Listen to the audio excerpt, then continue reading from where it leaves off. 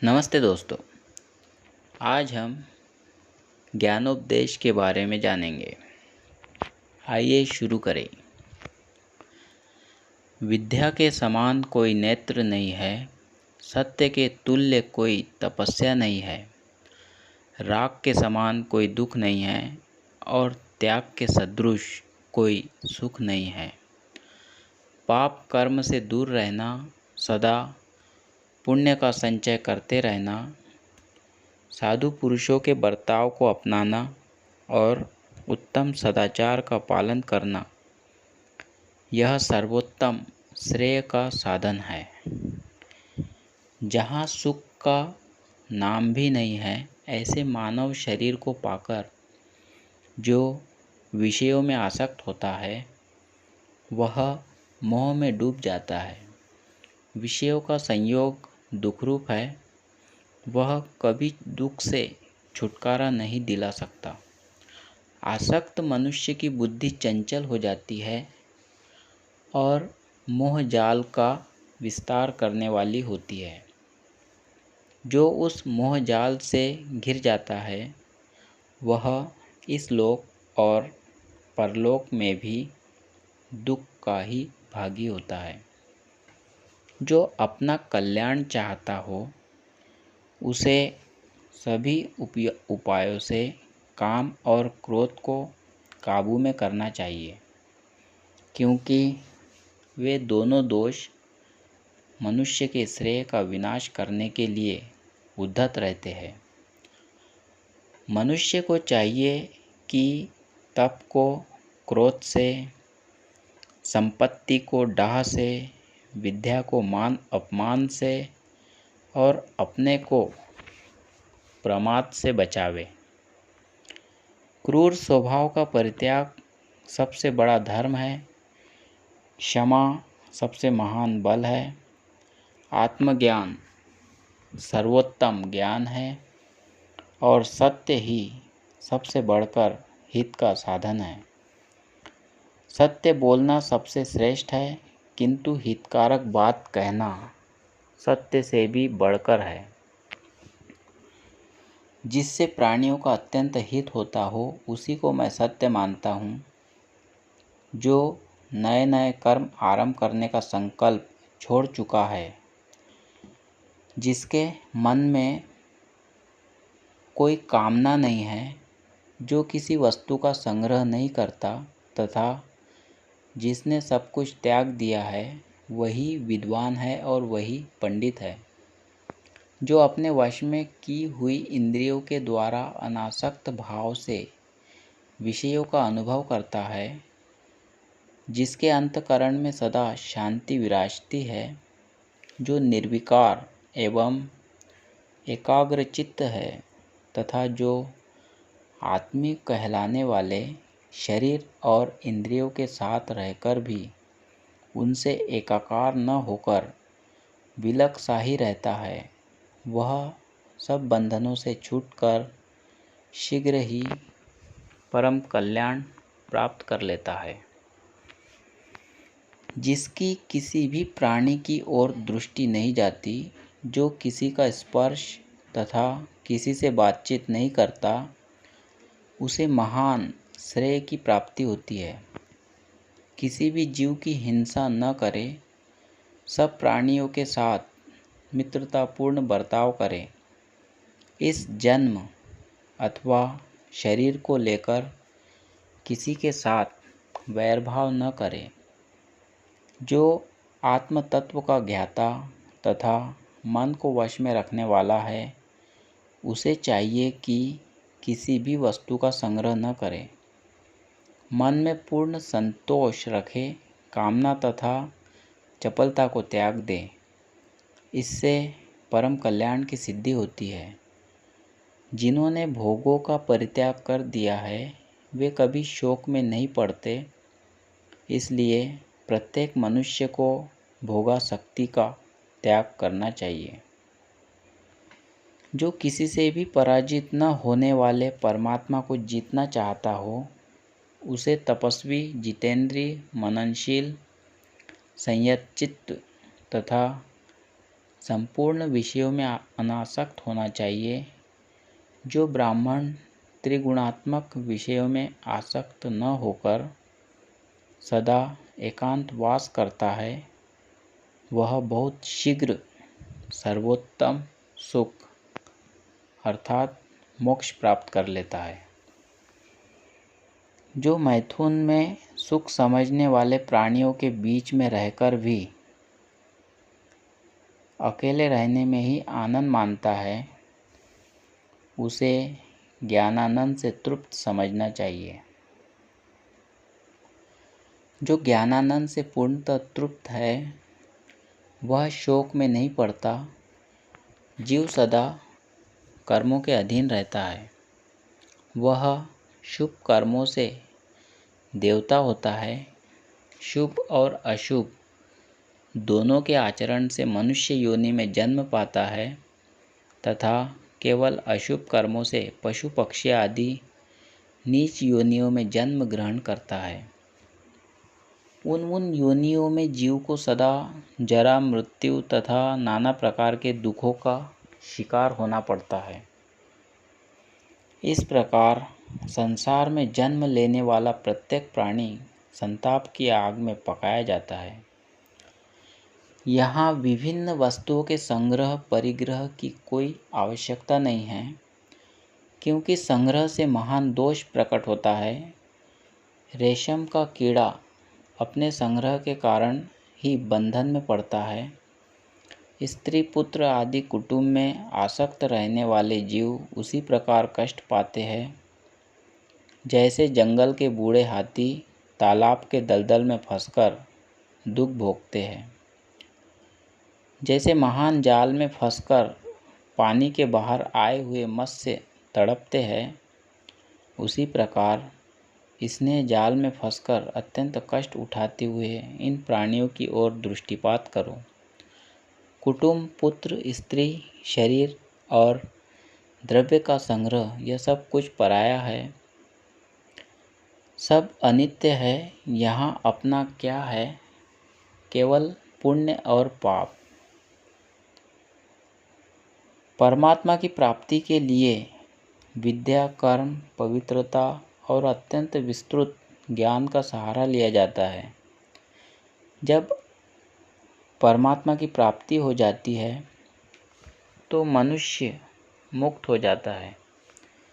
गांव में रहने वाले मनुष्य की विषयों के प्रति जो आसक्ति होती है, वह उसे बांधने वाली रस्सी के समान है। पुण्यात्मा पुरुष उस रस्सी को काट कर आगे परमार्थ के पथ पर बढ़ जाते हैं, परंतु पापी जीव उसे नहीं काट पाते। यह संसार एक नदी के समान है। रूप इसका किनारा, मन स्रोत, स्पर्श द्वीप और रस ही प्रवाह है। गंध इस नदी का कीचड़, शब्द जल और स्वर्ग रूपी दुर्गम घाट है। इस नदी को मनुष्य शरीर रूपी नौका की सहायता से पार किया जा सकता है। क्षमा इसको खेने वाले डांड और धर्म इसको स्थिर करने वाला लंगर है। विषयासक्ति के त्याग रूपी शीघ्रगामी वायु द्वारा ही इस नदी को पार किया जा सकता है। इसलिए तुम कर्मों से निवृत्त, सब प्रकार के बंधनों से मुक्त, सर्वज्ञ, सर्वविजयी, सिद्ध तथा भाव अभाव से रहित हो जाओ। बहुत से ज्ञानी पुरुष संयम और तपस्या के बल से नवीन बंधनों का उच्छेद करके नित्य सुख देने वाली अवाद सिद्धि अर्थात मुक्ति को प्राप्त हो चुके हैं। शास्त्र शोक को दूर करने वाला है, वह शांतिकारक तथा कल्याणमय है। अपने शोक का नाश करने के लिए शास्त्र का श्रवण करने से उत्तम बुद्धि प्राप्त होती है। उनके मिलने पर मनुष्य सुखी एवं अभ्युदयशील होता है। शोक के हजारों और भय के सैकड़ों स्थान हैं।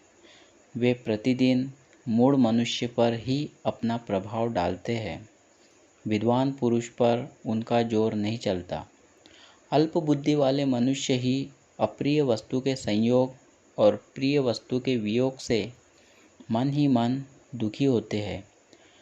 जो वस्तु भूतकाल के गर्भ में छिप गई अर्थात नष्ट हो गई, उसके गुणों का स्मरण नहीं करना चाहिए, क्योंकि जो आदरपूर्वक उसके गुणों का चिंतन करता है वह उसकी आसक्ति के बंधन से मुक्त नहीं हो पाता। जहाँ चित्त की आसक्ति बढ़ने लगे वहीं दोष दृष्टि करनी चाहिए और उसे अनिष्ट को बढ़ाने वाला समझना चाहिए। ऐसा करने पर उससे शीघ्र ही वैराग्य हो जाता है। जो बीती बात के लिए शोक करता है उसे धर्म, अर्थ और यश की प्राप्ति नहीं होती। वह उसके अभाव का दुख मात्र उठाता है, उससे अभाव दूर नहीं होता। सभी प्राणियों को उत्तम पदार्थों से संयोग और वियोग प्राप्त होते रहते हैं। किसी एक पर ही यह शोक का अवसर नहीं आता। जो मनुष्य भूतकाल में मरे हुए किसी व्यक्ति अथवा नष्ट हुई किसी वस्तु के लिए निरंतर शोक करता है वह एक दुख से दूसरे दुख को प्राप्त होता है। इस प्रकार उसे दो अनर्थ भोगने पड़ते हैं। यदि कोई शारीरिक और मानसिक दुख उपस्थित हो जाए तथा उसे दूर करने में कोई उपाय काम न दे सके तो उसके लिए चिंता न करनी चाहिए। दुख दूर करने की सबसे अच्छी दवा यही है कि उसका बार बार चिंतन न किया जाए। चिंतन करने से वह घटता नहीं बल्कि और बढ़ता ही जाता है। इसलिए मानसिक दुख को बुद्धि के विचार से और शारीरिक कष्ट को औषध सेवन द्वारा नष्ट करना चाहिए। शास्त्र ज्ञान के प्रभाव से ही ऐसा होना संभव है। दुख पड़ने पर बालकों की तरह रोना उचित नहीं है। रूप, यौवन, जीवन, धन संग्रह, आरोग्य तथा प्रियजनों का सहवास ये सब अनित्य है। विद्वान पुरुष को इनमें आसक्त नहीं होना चाहिए। आए हुए संकट के लिए शोक करना उचित नहीं है। यदि उस संकट को टालने का कोई उपाय दिखलाई दे तो शोक छोड़कर उसे ही करना चाहिए। इसमें संदेह नहीं कि जीवन में सुख की अपेक्षा दुख ही अधिक होता है। तथापि जरा और मृत्यु के दुख महान हैं, अतः उनसे अपने प्रिय आत्मा का उद्धार करें। शारीरिक और मानसिक रोग सुदृढ़ धनुष धारण करने वाले वीर पुरुष के छोड़े हुए तीखी धार वाले बाणों की तरह शरीर को पीड़ित करते हैं। तृष्णा से व्यथित, दुखी एवं विवश होकर जीने की इच्छा रखने वाले मनुष्य का नाशवान शरीर क्षण क्षण में विनाश को प्राप्त हो रहा है। जैसे नदियों का प्रवाह आगे की ओर ही बढ़ता जाता है, पीछे की ओर नहीं लौटता, उसी प्रकार रात और दिन भी मनुष्यों की आयु का अपहरण करते हुए एक एक करके बीतते चले जा रहे हैं। यदि जीव के किए हुए कर्मों का फल पराधीन न होता तो वह जो चाहता उसकी वही कामना पूरी हो जाती। बड़े बड़े संयमी, चतुर और बुद्धिमान मनुष्य भी अपने कर्मों के फल से वंचित होते देखे जाते हैं तथा गुणहीन, मूर्ख और नीच पुरुष भी किसी के आशीर्वाद बिना ही समस्त कामनाओं से संपन्न दिखाई देते हैं। कोई कोई मनुष्य तो सदा प्राणियों की हिंसा में ही लगा रहता है और संसार को धोखा दिया करता है, किंतु कहीं कहीं ऐसा पुरुष भी सुखी देखा जाता है। कितने ही ऐसे हैं जो कोई काम न करके चुपचाप बैठे रहते हैं, फिर भी उनके पास लक्ष्मी अपने आप पहुंच जाती है। और कुछ लोग बहुत से कार्य करते हैं फिर भी मन चाही वस्तु नहीं पाते। इसमें पुरुष का प्रारब्ध ही प्रधान है। देखो, वीर्य अन्यत्र पैदा होता है और अन्यत्र जाकर संतान उत्पन्न करता है। कभी तो वह योनि में पहुंचकर गर्भ धारण कराने में समर्थ होता है और कभी नहीं होता। कितने ही लोग पुत्र पौत्र की इच्छा रखकर उसकी सिद्धि के लिए यत्न करते रहते हैं तो भी उनके संतान नहीं होती, और कितने ही मनुष्य संतान को क्रोध में भरा हुआ सांप समझकर सदा उससे डरते रहते हैं तो भी उनके यहाँ दीर्घजीवी पुत्र उत्पन्न हो जाता है। मानो वह स्वयं किसी प्रकार परलोक से आकर प्रकट हो गया हो। कितने ही गर्भ ऐसे हैं जो पुत्र की अभिलाषा रखने वाले दीन स्त्री पुरुषों द्वारा देवताओं की पूजा और तपस्या करके प्राप्त किए जाते हैं और 10 महीने तक माता के उदर में धारण किए जाने के बाद जन्म लेने पर कुलांगार निकल जाते हैं। उन्हीं मांगलिक कृत्यों से प्राप्त हुए बहुत से ऐसे पुत्र हैं जो जन्म लेने के साथ ही पिता के संचित किए हुए अपार धन धान्य और विपुल भोगों के अधिकारी होते हैं। इन सब में प्रारब्ध ही प्रधान है। जो सुख और दुख दोनों की चिंता छोड़ देता है वह अविनाशी ब्रह्म को प्राप्त होता है और परमानंद का अनुभव करता है। धन के उपार्जन में बड़ा कष्ट होता है, उसकी रक्षा में भी सुख नहीं है तथा उसके खर्च करने में भी क्लेशी होता है। अतः धन को प्रत्येक दशा में दुखदायक समझकर उसके नष्ट होने पर चिंता नहीं करनी चाहिए। मनुष्य का धन का संग्रह करते करते पहले की अपेक्षा ऊंची स्थिति को प्राप्त करके भी कभी तृप्त नहीं होते। वे और अधिक धन कमाने की आशा लिए हुए ही मर जाते हैं। इसलिए विद्वान पुरुष सदा संतुष्ट रहते हैं। वे धन की तृष्णा में नहीं पड़ते। संग्रह का अंत है विनाश। सांसारिक ऐश्वर्य की उन्नति का अंत है उस ऐश्वर्य की अवनति। संयोग का अंत है वियोग और जीवन का अंत है मरण। तृष्णा का कभी अंत नहीं होता। संतोष ही परम सुख है। अतः पंडित जन इस लोक में संतोष को ही उत्तम धन कहते हैं। आयु निरंतर बीती जा रही है, वह पल भर भी विश्राम नहीं लेती। अब अपना शरीर ही अनित्य है, तब इस संसार की दूसरी किस वस्तु को नित्य समझा जाए। जो मनुष्य सब प्राणियों के भीतर मन से परे परमात्मा की स्थिति जानकर उन्हीं का चिंतन करते हैं, वे संसार यात्रा समाप्त होने पर परम पद का साक्षात्कार करते हुए शोक के पार हो जाते हैं। जैसे वन में नई नई घास की खोज में विचरते हुए अतृप्त पशु को सहसा व्याघ्र आकर दबोच लेता है, उसी प्रकार भोगों की खोज में लगे हुए अतृप्त मनुष्य को मृत्यु उठा ले जाती है। इसलिए इस दुख से छुटकारा पाने का उपाय अवश्य सोचना चाहिए। जो शोक छोड़कर साधन आरंभ करता है और किसी व्यसन में आसक्त नहीं होता, उसकी मुक्ति हो जाती है। धनी हो या निर्धन, सबको उपभोग काल में ही शब्द, स्पर्श, रूप, रस और उत्तम गंध आदि विषयों में किंचित सुख का अनुभव होता है। उपभोग के पश्चात उनमें कुछ नहीं रहता। प्राणियों को एक दूसरे से संयोग होने के पहले कोई दुख नहीं होता। जब संयोग के बाद प्रिय का वियोग होता है, तभी सबको दुख हुआ करता है।